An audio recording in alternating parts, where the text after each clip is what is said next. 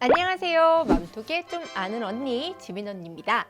자, 첫째를 제왕절개했던 분들, 그런 경우에는 둘째도 제왕절개해야 된다던데 정말 그런가요? 라고 물어보는 분들이 많이 계세요. 첫째는 어쩔 수 없이 제왕절개를 했지만 둘째는 자연분만을 원하는 분들이 있으시죠. 이렇게 제왕절개했던 분들이 자연분만에 도전하는 것을 V백이라고 합니다. 자, 오늘은 언니가 V백이 무엇인지 그리고 시술 과정에 대해서 설명해 드리도록 하겠습니다. 자, 우선 V백은 이전에 제왕절개로 출산했던 산모가 다음 출산 시에는 자연분만으로 아기를 낳는 것을 말합니다. 과거에는 제왕절개술을 받았던 환자가 다시 자연분만을 할 경우 분만 과정에서 자궁 파열 등이 발생할 확률이 높아요. 다음 출산 시에도 제왕절개를 하는 경우가 많은데요. 최근에는 제왕절개 수술 방법의 발전 덕분에 이러한 위험이 낮아지면서 V백을 시행하는 경우가 늘어나고 있습니다. V백은 제왕절개로 출산한 산모가 만 2년이 지나야지만 시도할 수 있습니다. 그리고 과거 수술 시에 횡절개를 하고 합병증이 없는 경우에만 가능합니다. 만약 과거에 수직 제왕절개를 했거나 2번 이상 제왕절개술을 받았다면 자궁 파열의 위험이 더 높아져서 시도할 수가 없어요. 또한 V백은 몸무게가 4kg가 넘는 태아거나 쌍태아, 태위 이상이 있는 경우에도 시도할 수가 없습니다. 그럼 어떤 경우에 V백이 가능한지 어떤 경우에 불가능한지 상세하게 글로 보여드릴게요.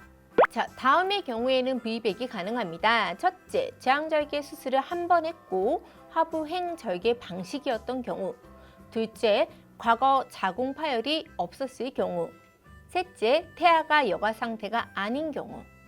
넷째, 자연 분만의 경험이 있는 경우. 다섯째, 태아가 4kg 이하일 경우. 다음의 경우에는 V백이 불가능합니다. 첫째, 2번 이상 제왕절개 수술을 받은 경우. 둘째, 제왕절개 수술 시 자궁절개를 세로로 했던 경우. 셋째, 진통에 대한 두려움이 많거나 자신이 없는 경우. 넷째, 태아가 4kg 이상일 경우. 다섯째, 첫 아이 때 진행이 안 되어서 수술을 했는데 둘째가 첫째보다 큰 경우. 여섯 번째, 협골반인 경우. 일곱 번째, 쌍둥이인 경우. 안타깝게도 이런 경우에는 V백이 불가능합니다. 그렇다면 V백이 가능한 경우 성공률은 어떻게 될까요? 사실 의료기술이 많이 발달을 했고 산모들이 자신의 체중이나 운동도 많이 하고 다양한 정보를 통해서 준비를 많이 하기 때문에 V백 시술의 성공률이 굉장히 높아졌다고 합니다. 다만 성공률이 높아졌다고 해서 위험성이 아예 없는 것은 아니기 때문에 자신의 주치의와 충분한 상담이 필수라고 합니다. V백의 장점은요, 자연분만이기 때문에 수술로 인한 감염, 출혈, 합병증을 예방할 수 있고요. 산후 회복도 빠르며 입원 기간도 짧습니다.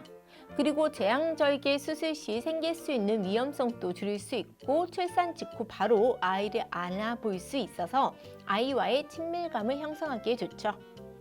하지만 단점도 있습니다. 분만을 시도하다가 예전 수술 상처 부분이 터지거나 자궁 출혈 등의 문제가 생기면 위험해질 수 있습니다. 자궁이 파열되는 확률은 매우 낮지만 자궁 파열은 심각한 합병증을 초래하기 때문에 시술 전에 충분한 검사를 해야 합니다. 그리고 출산 중에 예전 수술 부위가 파열되면 다시 제왕절개 수술을 할 수도 있습니다. 이 V백은 위험성이 굉장히 높기 때문에 모든 병원이 이 V백 시술을 해주는 것이 아니에요.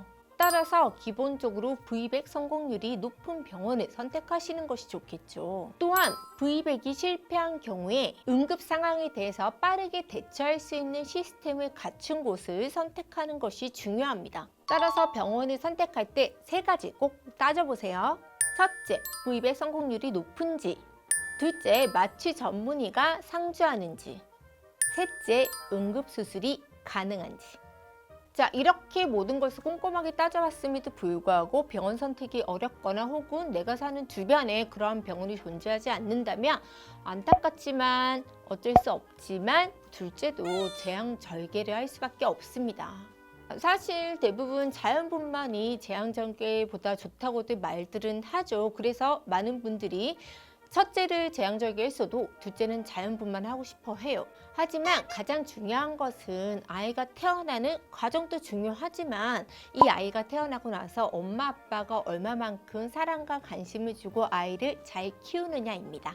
내가 아이를 제왕절개로 낳았다고 해서 아이에게 잘못하는 것은 절대 아니니까 죄책감 갖지 마시고요. 제왕절개건 자연분만이건 산모의 몸과 아이의 건강만 생각하도록 하세요.